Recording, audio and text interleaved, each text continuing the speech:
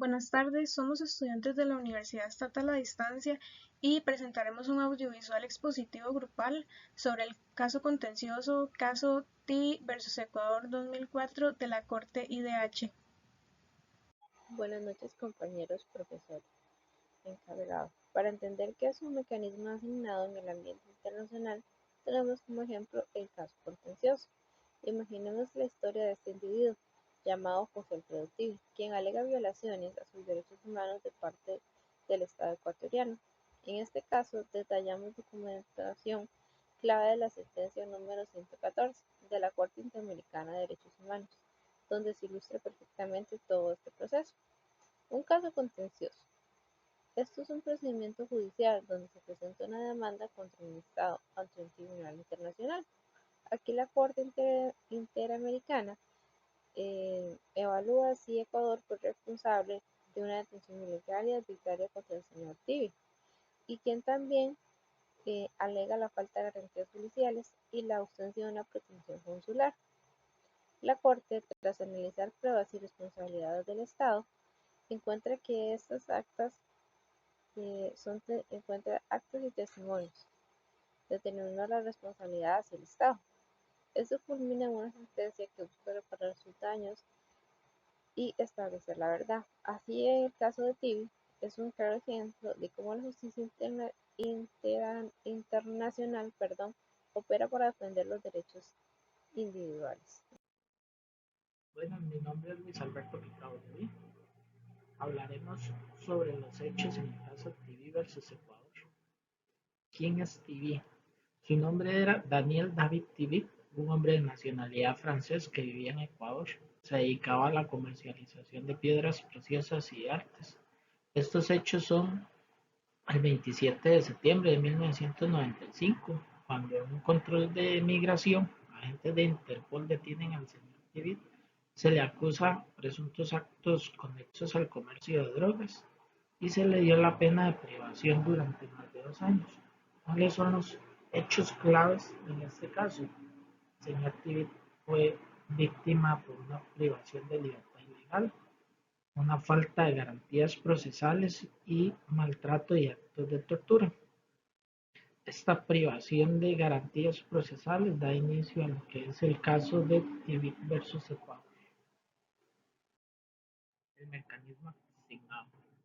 El caso Tibet entra dentro del marco de casos contenciosos. ¿Cómo funcionan este tipo de casos dentro del sistema interamericano de derechos humanos? La persona víctima, ya sea individual o por medio de representación legal, se presenta ante la Comisión Interamericana de Derechos Humanos con el mecanismo de petición de casos, donde se exponen los hechos. ¿Qué es lo que hace la comisión? La comisión lo que hace es que examina la admisibilidad, brinda la información a las partes, ya sea al representante y al Estado, y solicita información a estas partes. Por último, si la admisibilidad es aceptada, entonces eleva el caso a la Corte Interamericana de Derechos Humanos. ¿Qué hace la Corte Interamericana? La Corte Interamericana, mediante el mecanismo de casos contenciosos, analiza el caso en admisibilidad, fondo y competencias y realiza una sentencia. Y la solicitud de reparación de daños, que es lo que sucede en el caso de estudio.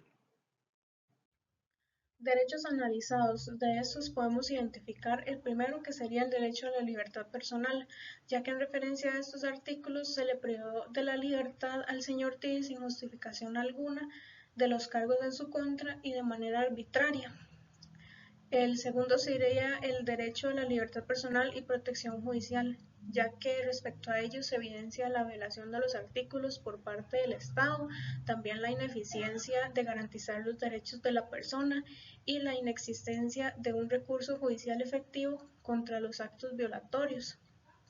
El tercero sería el derecho a la integridad personal, ya que en este apartado se evidenció el maltrato que recibió Tibi, tanto de manera física como psíquica y moral. También todos los tratos crueles e inhumanos y torturas que pudo haber recibido durante el proceso penitenciario, y además de que a él no se le separó de los condenados siendo una persona en posición procesada.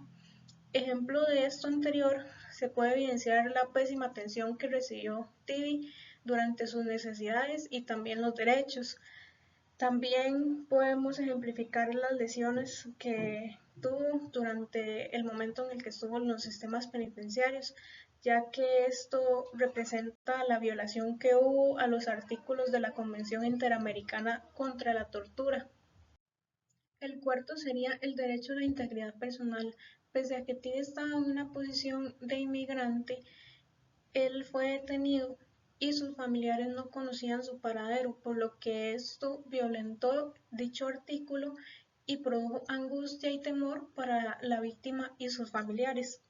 Con respecto al quinto sería el derecho de las garantías judiciales, ya que hubo violación en lo que es el derecho a ser juzgado en un plazo razonable, no se respetó la presunción de inocencia, tampoco el derecho a la comunicación formulada, el derecho a la defensa y el derecho a no declararse culpable. Ejemplo de esto fue que a él se le intentó declararse culpable mediante torturas.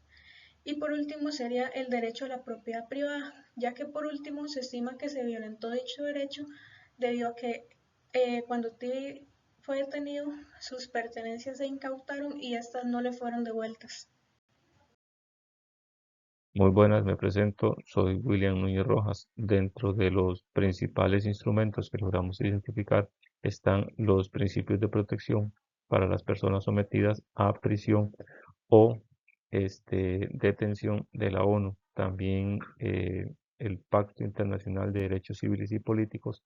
También nos encontramos la Convención de Viena sobre el derecho a los tratados, la Convención de Viena sobre tratados consulares, la Convención Interamericana de Derechos Humanos, la Comisión Interamericana de Derechos Humanos y la Corte Interamericana de Derechos Humanos.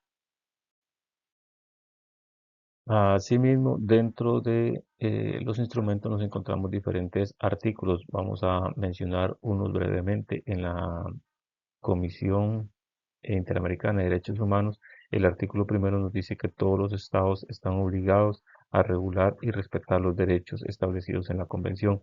También el artículo 5 nos dice la integridad física de la persona y la integridad de la persona. Eso amplía a toda el espectro de lo que sería la integridad. También el artículo 7 nos menciona la libertad personal de la persona y las garantías judiciales que tiene la persona. En la Convención de Viena nos dice el artículo 26 que todos los estados deberán respetar eh, cuando se entre en vigor el tratado y deberán actuar bajo el principio de buena fe y dentro de para prevenir y erradicar la tortura, la Convención para prevenir y erradicar la tortura, nos encontramos que en los estados tomarán las medidas necesarias para prevenir y sancionar la tortura. También en la Convención de Viena sobre relaciones consulares nos dice que los estados deben de prestar ayuda cuando se envían personas naturales o jurídicas a esos estados. Y el Pacto Internacional de Derechos Civiles y Políticos nos dice el artículo 6 que el derecho a la vida es inherente a la personalidad humana. También el artículo 7, nadie será sometido a tratos crueles, inhumanos o degradantes.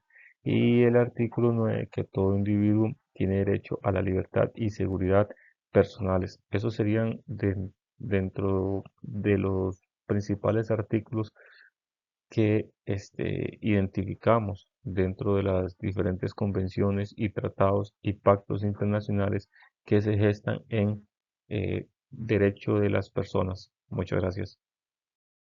De acuerdo a lo visto de lo expuesto por los compañeros, en el caso de Daniel Trivi contra el Estado de Ecuador, podemos concluir que nos deja una lección muy profunda de cómo son tan frágiles los derechos humanos cuando el Estado no actúa garante a la dignidad humana y en cumplimiento de las normativas internacionales que se firmaron para proteger esta, ¿verdad? Cómo una persona se puede volver víctima de un sistema con muchas fallas y puede pasar situaciones como una detención arbitraria, tortura o condiciones inhumanas en su detención por simplemente fallas muy graves en el sistema judicial y en las normativas del Estado. Pero como buenas prácticas podemos ver las decisiones de la Corte Interamericana de Derechos Humanos. Cuando el caso llega a se dicta ciertas directrices y cosas que se deben de ejecutar para que los estados o este estado mejore su sistema y prevenga futuras violaciones, ¿verdad? Uno de los más importantes es reafirmar y cumplir la supremacía de los derechos humanos. Otro es consolidar la importancia de la normativa que ya se firmó internacionalmente y en la justicia internacional en su estado, consolidar esta, ¿no? En cuanto a fortalecer el control judicial, puede ser en las detenciones, en la libertad de la persona, en derechos de la defensa, garantías judiciales y bueno, siempre se debe de proteger el derecho a las condiciones de detención y detenciones dignas, humanas y que siempre prohíban rotundamente la tortura.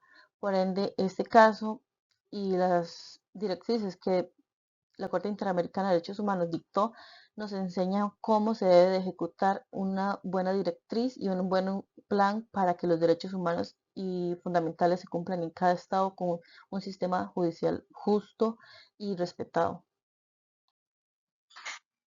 En relación a la contribución de este mecanismo internacional a la comunidad, y es que se pueden reafirmar los derechos humanos por encima del derecho sustantivo de los estados partes contrayentes de esta normativa internacional. Eso genera confianza en un instrumento jurídico. Se establece la formalidad de la normativa vinculante, es decir, toda normativa vinculante como un tratado internacional está por encima de la constitución política, en este caso la constitución del Ecuador. Esta condenatoria en contra del Ecuador fortalece la confianza en los tratados internacionales como norma ulterior a la constitución política. Precisamente es eso, de que la gente tiene más esperanza en los mecanismos internacionales. Se establece la crítica constructiva a las ciencias interdisciplinarias que median en el proceso penal penitenciario.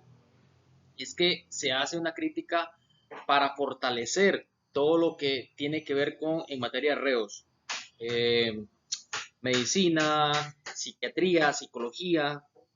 Se establece la tutela a los derechos fundamentales como la libertad de tránsito, protección judicial, integridad personal, entre algunos. Es que toda esta protección de los derechos fundamentales es sumamente importante para proteger las libertades y los derechos de las personas. Otra de las contribuciones es que se da el reconocimiento de obligación del Estado parte y contratante en un instrumento jurídico a hacer valer la normativa internacional que está por encima de cualquier constitución política. La contribución de todas las instancias públicas y privadas son demasiadamente importantes para hacer valer o refutar los derechos atropellados. Que las resoluciones internas son revisables y apelables dentro del marco jurídico que les compete. Los yerros del pasado de la humanidad son lesivos para la comunidad internacional y se castigan según los tratados internacionales, que la valentía del perjudicado es una voz de aliento para las personas que son atropelladas dentro de sus derechos humanos, que los derechos humanos están por encima de los derechos locales y sustantivos de cualquier república, es decir, los derechos humanos son inalienables e irrenunciables e imprescriptibles. Y bien, esto sería todo. Este caso nos deja la enseñanza de que no solo debemos de conocer los derechos humanos, sino que también debemos de protegerlos activamente, sea de forma colectiva o individual. Muchas gracias por su atención.